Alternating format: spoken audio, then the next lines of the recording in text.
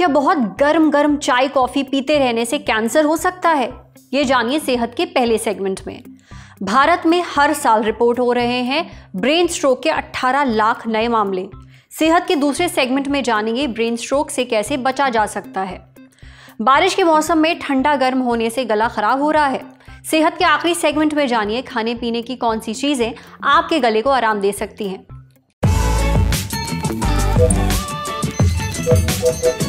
Brought to you by Sensodyne K. SLS और paraben gone तो का करंट ऑन। What then? इसके potassium ions करें टूट का करंट गॉन, लाइफ का करंट ऑन। कुछ लोगों को खूब गर्म गर्म चीजें खाने पीने की आदत होती है। चाय पियेंगे तो एकदम खौलाकर, कुछ खाएंगे तो तेज आंच पर भूनकर, कॉफी से धुआं निकल रहा होगा और ये गटक जाएंगे। ठीक है, सबके अपने अपने शौक हैं, लेकिन अगर आप भी सालों से खौला खौला कर चाय पी रहे हैं, कॉफी पी रहे हैं तो संभल जाइए, क्योंकि कई स्टडीज में ये दावा किया गया है कि लगातार बहुत गर्म चीजें पीने से खाने की नली में कैंसर हो सकता है, यानी एसोफेगल कैंसर। सुनने में अजीब लग रहा है ना? हमें भी लगा, तो हमने कुछ स्टडीज और रिसर्च खंगाली। Asian Pacific Journal of cancer prevention में छपी एक स्टडी के मुताबिक बहुत गर्म चीज़ें पीने से कैंसर का रिस्क बढ़ता है। वर्ल्ड हेल्थ ऑर्गेनाइजेशन यानी WHO की international agency for research on cancer में छपी एक रिपोर्ट के मुताबिक भी बहुत गर्म चीज़ें बार बार खाने पीने से एसोफेगल कैंसर का खतरा बढ़ता है। इंटरनेट पर ऐसी कई स्टडीज और रिसर्च की भरमार है, लेकिन इसके बावजूद इस मुद्दे पर एक्सपर्ट्स की राय बटी हुई है। तो हमने सोचा क्यों ना इसके बारे में किसी कैंसर के डॉक्टर से बात की जाए, उनसे समझें कि आखिर गर्म चीज पीने और खाने की नली में कैंसर का कनेक्शन क्या है। आज सेहत के इस एपिसोड में आपको इस सवाल का जवाब मिलेगा। साथ ही ये भी समझेंगे कि कितना गर्म बहुत गर्म होता है, जिससे कैंसर का रिस्क हो सकता है, और इस तरह के कैंसर से बचने के लिए क्या करना चाहिए, सुनिए। लेटेस्ट जो रिसर्च आई है जिसमें ये बोला गया है कि अगर हम बहुत गर्म चीज़ें पिएंगे तो जो फूड पाइप है, इसोफेगस का कैंसर बढ़ जाता है। इसके ऊपर रिसर्च भी हुई, इसके ऊपर आर्टिकल्स भी हैं। और जो पूरा कॉन्सेप्ट ये है कि अगर मैं बहुत गर्म चीज़ बार बार पीऊँगा, जो मेरी फूड पाइप का म्यूकोजा है, जो लाइनिंग है, उसको इंजरी होगी। जब इंजरी होगी तो सेल्स जो है वो टूटेंगे, फिर बॉडी अपनी रिएक्शन करेगी, जिसमें इन्फ्लेमेशन, एंजियोजेनेसिस, और जो सेल्स के ऊपर जो उनका स्ट्रक्चर है वो फिर चेंज होना शुरू होगा। उसमें जो रेजिस्टेंट सेल है, जिनको प्रोलिफरेटिव पोटेंशियल है, जिसमें कैंसर बनने का पोटेंशियल है, वो डेवलप होना शुरू होगा। तो अगर मैं रिपीटेडली गर्म पानी लेता रहूँगा और इंजरी करता रहूँगा तो हाँ, कैंसर होने का इंसिडेंस बढ़ जाता है। इसको हम बेसिकली उस तरफ लेके जाते हैं जैसे कोई बर्न स्किन है, या फिर जब रोड ट्रैफिक एक्सीडेंट होता है तो जो टिश्यू होता है वो ऐसा होता है कि नॉन हीलिंग अल्सर बन जाए, जैसे वहाँ पे स्कार कैंसर जिसे हम बोलते हैं। सिमिलरली यही कॉन्सेप्ट है कि अगर मैं रिपीटेड इंजरी बहुत गर्म चीज़ों से अपनी फूड पाइप में करूँगा तो मेरा कैंसर होने का चांस बढ़ जाता है।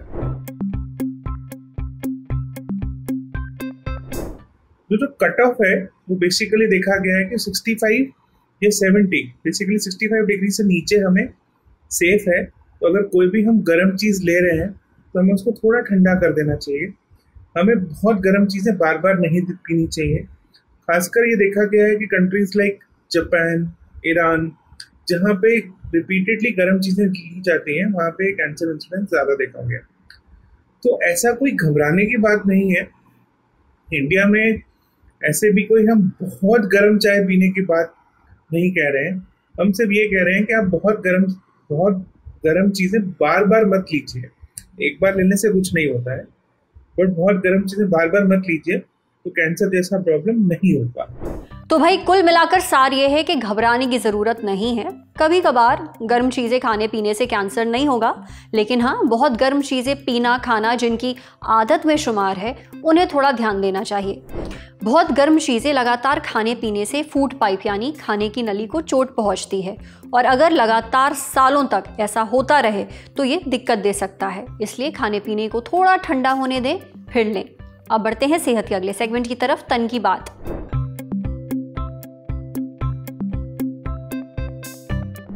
जसविंदर भल्ला मशहूर हास्य कलाकार और पंजाबी फिल्म इंडस्ट्री का एक बड़ा नाम।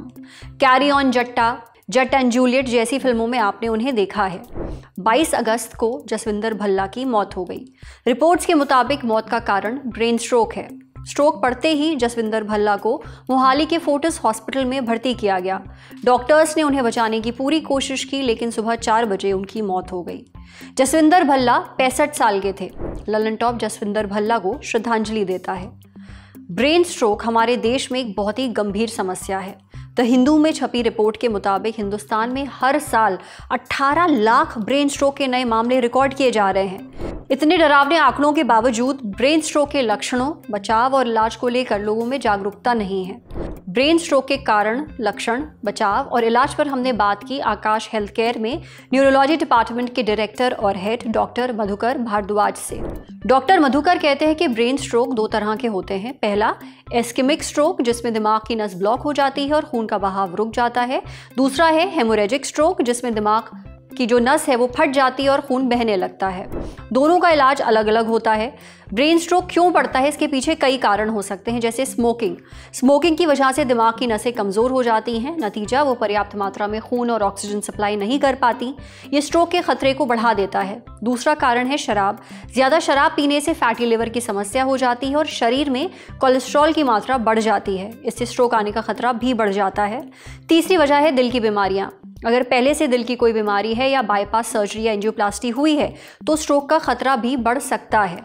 चौथा कारण है डायबिटीज़ की वजह से नसें कमज़ोर हो जाती हैं। 5वां कारण है हाई ब्लड प्रेशर, जिसकी वजह से ब्रेन में ब्लीडिंग का खतरा बढ़ जाता है। बीपी की दवा समय से ना लेना या दवा छोड़ देना, ये भी स्ट्रोक का खतरा बढ़ा सकता है। यही नहीं, ज़्यादा प्रदूषण की वजह से भी ब्रेन स्ट्रोक पड़ सकता है। ज़्यादा प्रदूषण होने पर हवा में 2.5 माइक्रोन से 10 माइक्रोन तक के कण मौजूद होते हैं। ये कण सांस के साथ शरीर के अंदर पहुंच जाते हैं, जिस वजह से सांस से जुड़ी समस्याएं होने लगती हैं।